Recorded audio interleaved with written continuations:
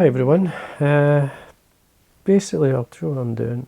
I'm actually been messing around this morning, just using I dyed some cinnamon feathers or some bronze mallard yesterday, cinnamon. It's a mix of, these are feathers that are like, not the best colour, but if you choose, there's a large one here. But when you dye them a colour like cinnamon, they're very useful. You can use your imagination. Tied a couple of flies, just a wee quick look at the colours. So, cinnamon caddis, it looks very cinnamon like. Look at that, it splits apart, nice fly. Tied a sort of wet daddy, or subsurface anyway. You could probably easily put your floatant on that and bring it up a bit when it will sit on the surface for a wee while. Just put the cinnamon hackle. I used to tie like this with partridge in front, but it looks quite good with the cinnamon, so that's a nice looking fly. I'm going to give the caddis a go. Got a feather here. This is basically when I put the feathers in, obviously different colours. You've got a mix of this one here, and it's a very dark one. Here's a kind of one that's got a bit more bronze mallard in it. So you've got a right mix. It's a kind of dark and light. Got smaller feathers. Here's a one that's got a wee bit darker, just because it's a wee bit darker in colour. It's in the same dye, it's just the way it works out, because obviously it's got a wee bit of colour in it. This would be ideal for this fly.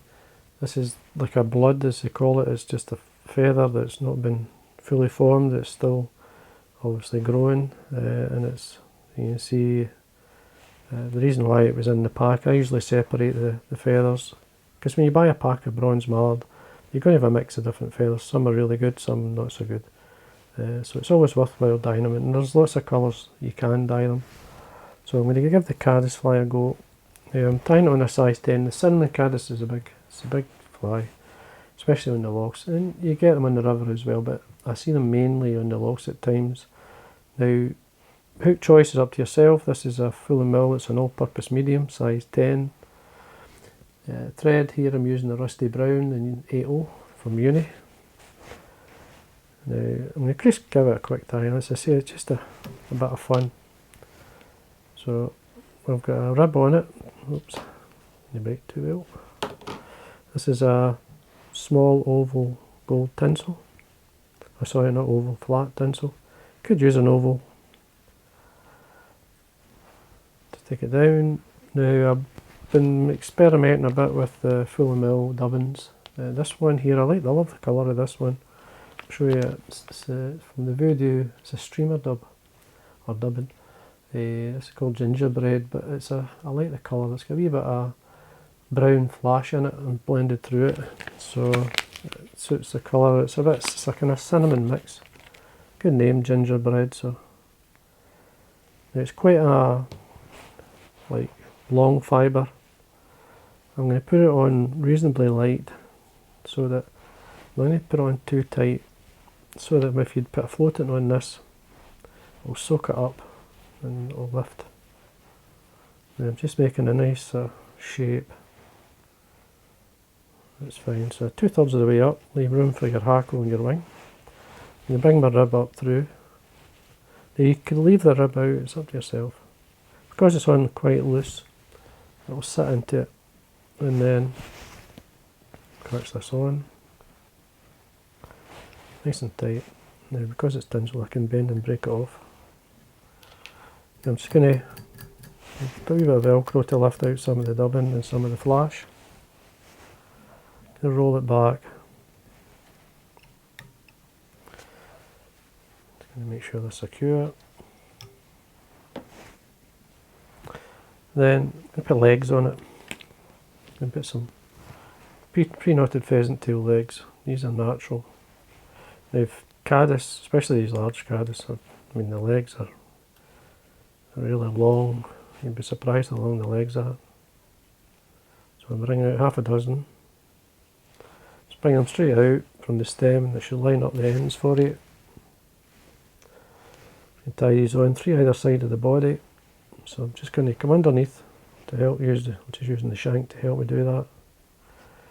Length, just like to the back of the hook there is fine. This will help support the back of the fly. Tie it on. Wants to go other way, and we see what I do is just move it around to get it to sit. Just basically take it forward or towards the eye with my finger, and this will press it and get it to sit. But you want it to sit out like a, because that's where the legs would be. You want to see them. Trim that away. Now I'm going to use this feather here. This is a nice light cinnamon colour.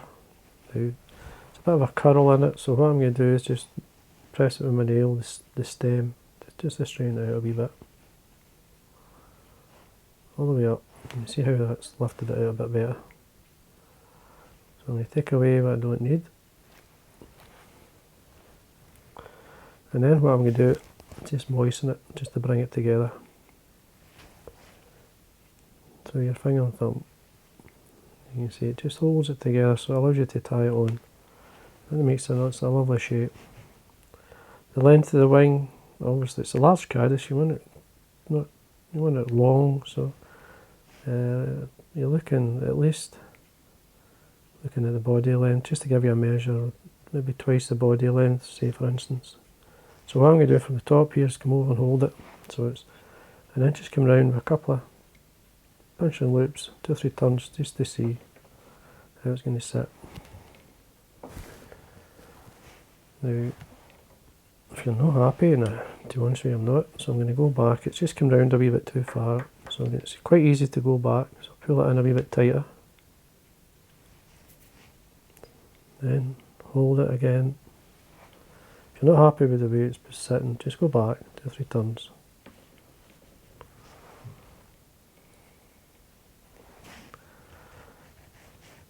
That's fine. Trim this away. I'm going to tidy up now. I'm going to make sure I wax my thread here. Take my thread up to the eye, come back down about head length, and we tie in some horns. I'm just going to use up some of this is the same feathers. I'm just going to use the side feathers. See, these are light, that's so good. I did have a feather lying on my desk, but I can't seem to find it. Because I like using the wee short, here we are, that's this feather here. I'm using the short side. These are nice, it's like a nice taper, I always like them, and they last long, these. I bring 2 out, checking the length. It's fine. They should come off, they should be around about the same size, so I'm about head length away from the eye. Catch it on, just the top. Just let them sit, they'll sit the way they want. They will give the impression of horns, you can see there. No matter whether they're sitting down the way or up the way, that's whatever the way they sit, so just go by that. And then the hackle, I'm just using a furnace, this is a saddle. Length of the hackle, I mean it could be short, it could be long. I'm having this just within the gape or so. Plenty of length in the wing, the legs at the back. So we catch this on. Make sure I'm at the area where I want to start. Come down. A nice piece of wax thread on that area. Now what I'm going to do here is I'm actually going to fold the hackle. So I'm going to run it through my fingers. So when I wind the hackle, I'm going to be winding on this edge here, so it's a doubled up on the wing, on the hackle, sorry. So we do a nice straight turn at the top. May lay back a wee bit, but it'll be fine once we start to wind. And then we just work nice and tight, work my way down.